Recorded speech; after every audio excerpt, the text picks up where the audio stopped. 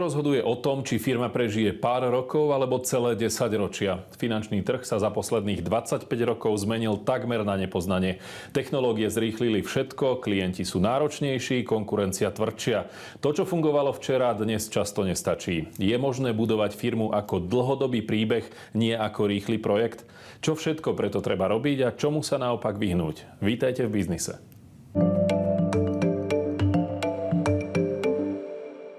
Mojím hostom je Marcel Zeleniak, generálny riaditeľ a predseda predstavenstva Univerzál Maklérsky dom. Vítajte u nás, pekný deň. Pekný deň prajem. Tento rok oslavujete 25 rokov na trhu a keď sa teda pozriete späť, dá sa vôbec porovnať finančný trh z roku 2001 s finančným trhom v roku 2026? Tak ono sa môže zdať, že je to veľmi priepastný rozdiel, alebo že tie dva trhy sa až nedajú porovnať, ale určite nájdeme nejaké spoločné znaky.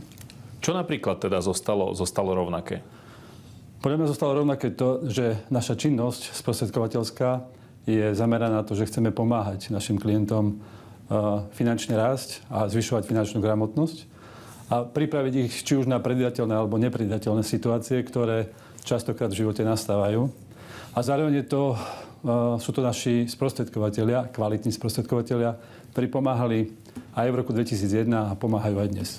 Ak hovoríte o tom, čo zostalo kvázi rovnaké, naopak, čo sa za tých 25 rokov najviac zmenilo v súvislosti s finančným trhom? Tak je veľa vecí ešte spoločných, ale zároveň veľmi sa zmenilo to, že dnešná doba, digitálna AI doba, moderné technológie, to všetko sme si v roku 2001 v zásade nevedeli predstaviť. Dnes to veľmi pomáha našim sprostredkovateľom a takisto klientom.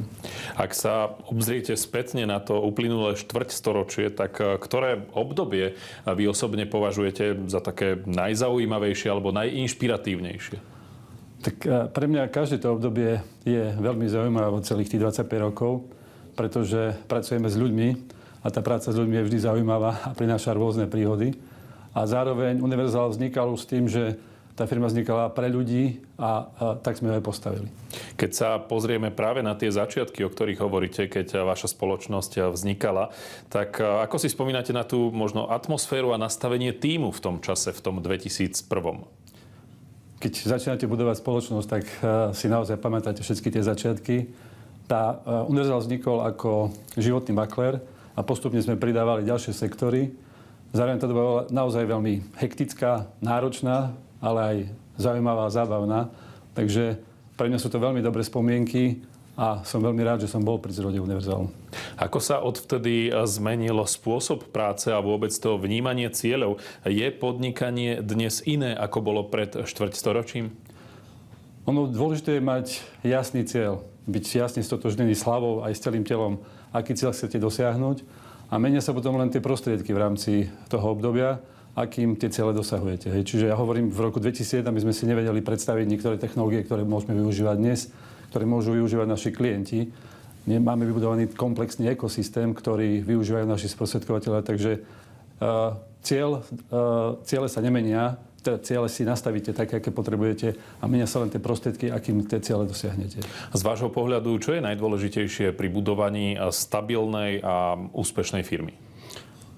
Vedieť, s kým, ako a kam chcete kráčať.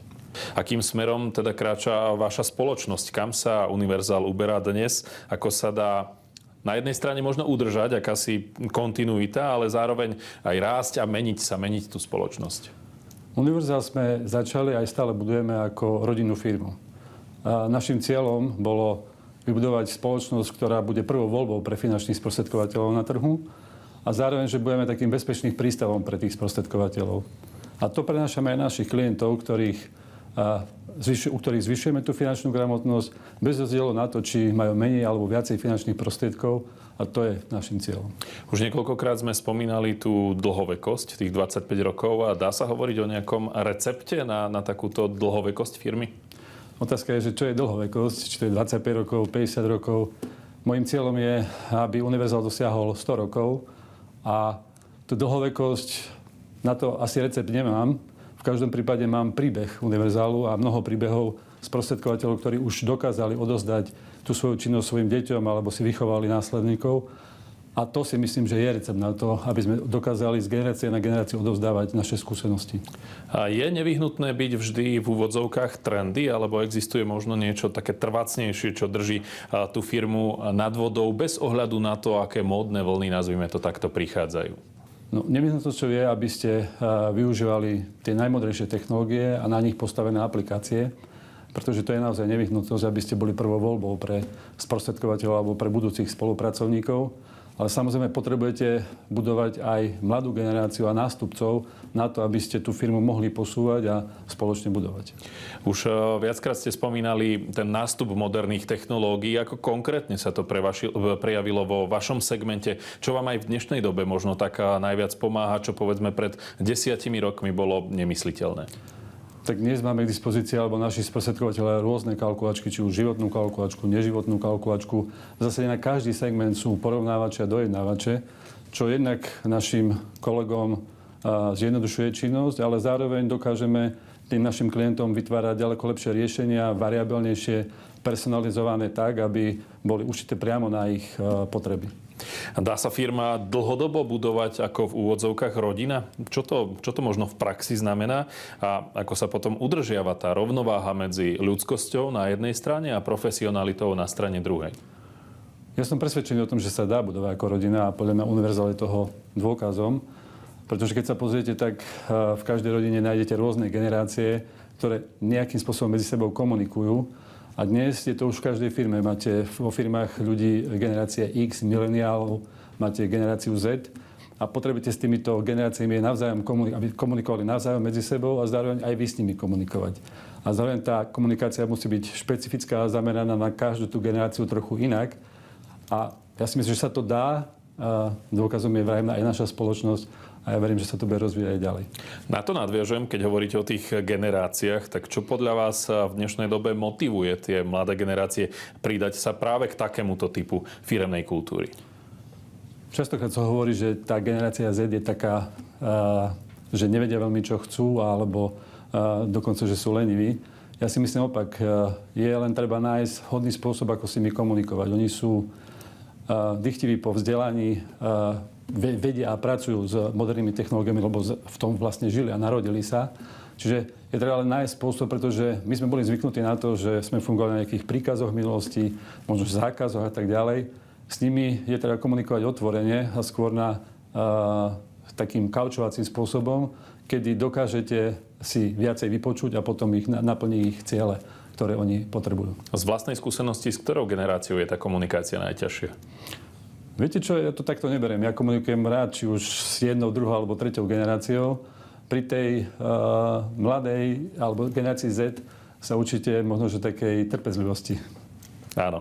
Ak by ste možno ešte mali odkázať niečo mladým ľuďom, ktorí sa chcú jedného dňa pustiť do vlastného biznisu, rozbehnúť svoj vlastný biznis, čo by to bolo? Ja možno tu použijem jeden príbeh, keď generál Cortés pristal na brehu Mexika, bývalé územie Aztekov. A na to, aby ho dobil, tak dal spáliť alebo zničiť všetky lode, aby teda jeho vojaci nemohli ustúpiť. A pre mňa dôležité v tom podnikaní je, že mať naozaj jasne zadefinovaný cieľ, byť stotožnený hlavou, celým telom, že toto chcem dosiahnuť a nájsť si k sebe presne takých ľudí, ako som ja a potom dokážete nemožné. Na záver, aké sú vaše plány, či už osobné, alebo aj z hľadiska spoločnosti, či už z krátkodobého, alebo dlhodobého horizontu? Tak z dlhodobého hľadiska som povedal, že ja by som bol rád, aby ten univerzál sa dožil 100 rokov. No a v tej osobnej rovine ja som veľmi rád, že mám život taký, aký mám, takže som s ním veľmi spokojný. Uzavrel Marcel Zeleniak, generálny riaditeľ a predseda predstavenstva Univerzál Maklérsky dom. Ďakujem pekne za rozhovor. Ďakujem aj ja.